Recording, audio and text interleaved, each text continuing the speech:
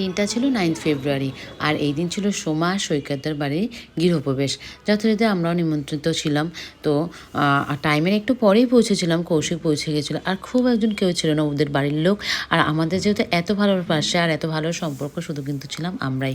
আমি গিয়ে যখন দেখি তখন ঠাকুরমশাইয়ের প্রথম সেকেন্ড পার্টটা হচ্ছে পুজোর, যজ্ঞটা হচ্ছে। আর এই দিকে চলছে, আমি কিছু ভিডিও করে নিয়েছিলাম সৈকতদার সাথে সোমার। ওদের বন্ডিংটা কিন্তু খুব সুন্দর।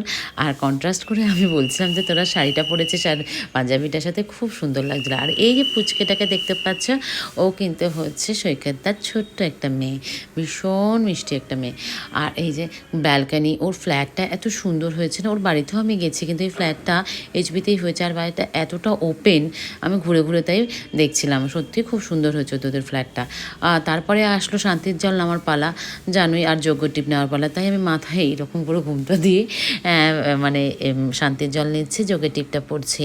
অ্যাকচুয়ালি আমাকে ভিডিও করার মতন কিন্তু কেউ থাকে না, সেই জন্য নিজের ভিডিওটা নিজেই সেলফ নোটে নিয়ে করে নিই। কেননা জানোই ভালো মতন ভীষণভাবে রিলস বানাতে, ভিডিও করতে ভালোবাসি।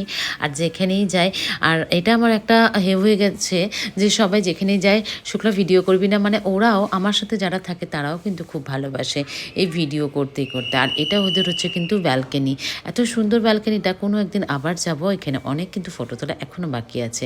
আর সেই দিন ওদের হাউস ওয়ার্মিংয়ে গেছিলাম বলে এই লুকটা আমি নিয়েছিলাম। আর এই শাড়িটা আমি বলে দিই যে শাকম্বরি থেকে, আর ব্লাউজটা অবশ্যই স্টিচ অ্যান্ড স্টাইল থেকে। কেমন লাগে আমার ভিডিওগুলো অবশ্যই কিন্তু জানিও, এভাবে ভালোবাসা দিও, সাথে থেকো সবসময়। তোমরাও ভালো থেকো, সুস্থ থেকো সবাই। আগামী দিন আসবো আর একটা নতুন কোনো